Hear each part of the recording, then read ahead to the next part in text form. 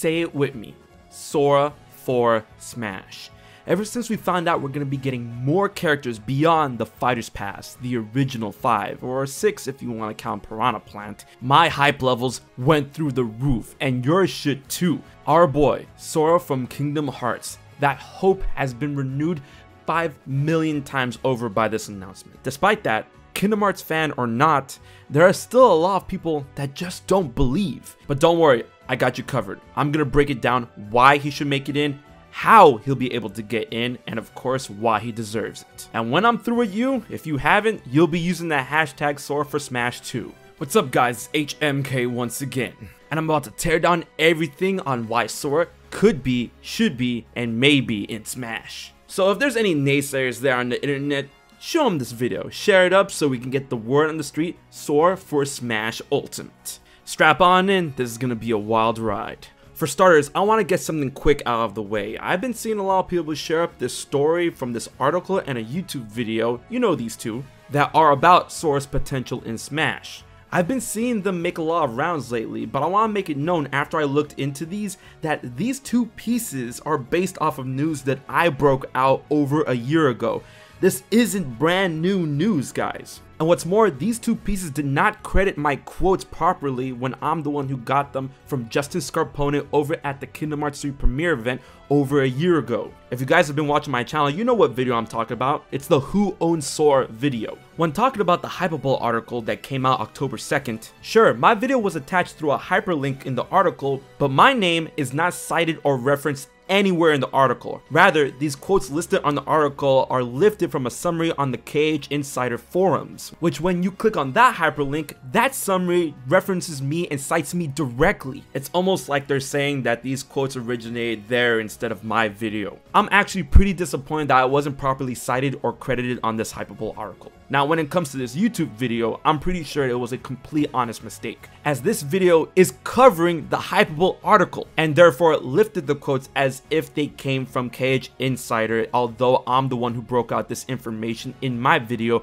over a year ago. Once again, this information attached to Justin Scarpone, his words on Sora possibly being in Smash, isn't new news, guys. I'm the one who broke this out a year ago in this video, Who Owns Sora. I just wanted to clear that air. Anyways, to give you guys a bit of crash course from that video on Who Owns Sora, I spoke with Justin Scarpone, who is the vice president and general manager at Disney Japan and has close ties with Tetsuya Nomura, usually acting as a liaison between Disney and Square Enix on Kingdom Hearts properties, on Who Owns Sora and his possibility being in the Super Smash Bros. Series, particularly Super Smash Bros. Ultimate. The long and short of it is that yes, Disney does own Sora, and I'll get into that in a little bit. And despite the misconceptions on the internet, it wouldn't be that hard for Disney to allow Sora to be in Super Smash Bros. There's only a couple of things that they have to go through. Disney, being the copyright owner, is very particular of Sora's character and how they handle him inside and outside of Kingdom Hearts. They don't want to portray him or use him in a way that would betray his character, the expectations of fans,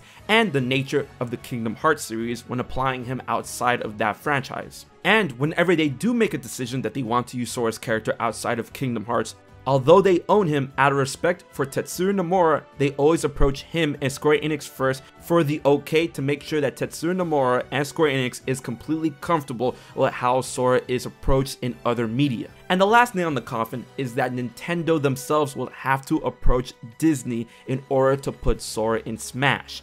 Disney and Square Enix are not going to approach Nintendo wanting to put that character in Smash. Nintendo has to come to them. For more in-depth details on the conversation I had with Mr. Scarpone, check out the video in its fullest down in the link in the description box below. Once those checkmarks are checked off, Sora can make it into Super Smash Bros. And especially considering that we're going to be getting more characters after the original DLC 5, I feel it's a very huge and very plausible possibility. A little note on the misconception on who owns Sora. Square Enix does not own Sora, it's Disney. Tetsuya Nomura, although he created him, does not own Sora's character. Everything within the Kingdom Hearts series, aside from the Square Enix created characters such as Final Fantasy and The World Ends With You, are copyrighted by Disney. While some people may be confused and say that makes no sense when Nomura created the character, think of it like this. You know Metal Gear Solid? Yeah, Kojima created that series and those characters. However, you know, that Bloodbath went through, and now Kojima can't make Metal Gear Solid games anymore. It's very sad, but the IP is directly owned and copyrighted by Konami. Now don't worry, Square Enix, Tetsuya Nomura, and Disney's relationship is way better than what that went through, but I just wanted to use that as an example. Now let's talk about Disney and Nintendo's relationship and why Sora deserves to be in Smash. Sora has been on Nintendo platforms before in the Kingdom Hearts series, and has immense popularity the world over. He's even in the Guinness World Book of Records, being the most recurring character in Square Enix RPG titles. Sora is crazy recognizable, and I'm pretty sure it's safe to say at this point he is Disney's flagship original video game character. Sorry, Spectrobes. And there's a big misconception floating around that if Sora is owned by Disney, then it'll be difficult for Disney to hand over the IP to Nintendo to use in Super Smash Bros. Ultimate.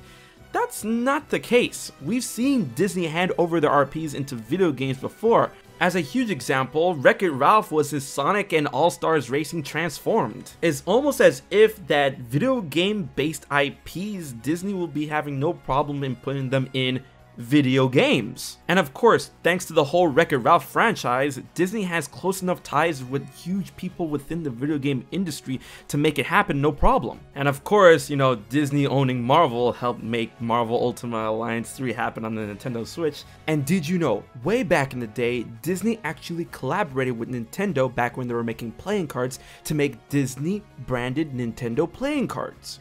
You see those connections? Super Smash Bros. Ultimate is the premier video game crossover, and with Sora's immense popularity and how Super Smash Bros. In itself, the game is pretty wacky enough in its own right, Sora would fit right in. There wouldn't be any issues with how the game is rated, how the game is presented. It's not overly violent, and has enough of the right balance of cuteness and seriousness that Sora could be applied extremely well. And you know, there's the argument of, oh, there's too many reps from one company in a Super Smash Bros. Game.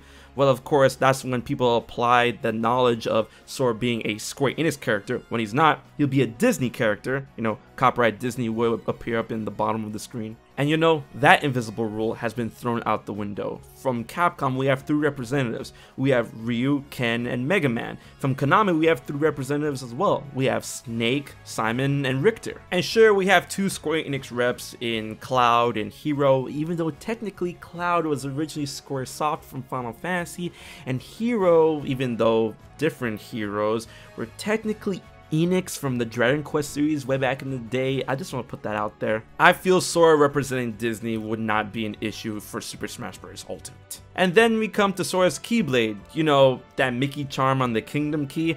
I'm pretty sure Nintendo and Disney could work out something where they take that charm away, Sora's Keyblade won't have a charm, or they just give him a different Keyblade. You know, Starlight, it kind of looks like the Kingdom Key. It doesn't have the Mickey Mouse charm, it has a star charm. And hey, I've been playing around with the ideas that each Sora skin could have a different Keyblade attached to him. And then again, the Mickey Mouse keychain on the Kingdom Key may not be that big of a deal that we think it is. And there's also the argument that if we're gonna put Sora in Smash, we need Donald and Goofy by his side. No, we don't. Sora is not defined by them.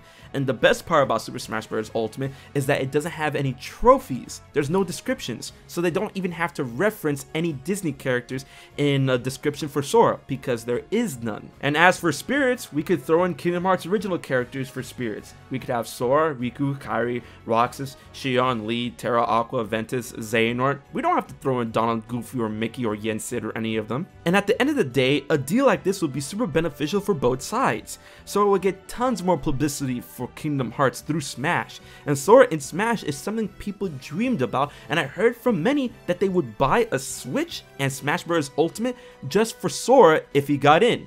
And that actually sounds kind of wild. I want to see how many people actually follow through on that if it happens. And of course, the whole notion and nature of Kingdom Hearts is bringing so many worlds together, traveling through them, meeting other people. The original tagline, you never know who you're gonna meet up next. And Sakurai said it himself. He's always willing to bring more and more gaming worlds into Super Smash Bros. Nomura are already very much acquainted.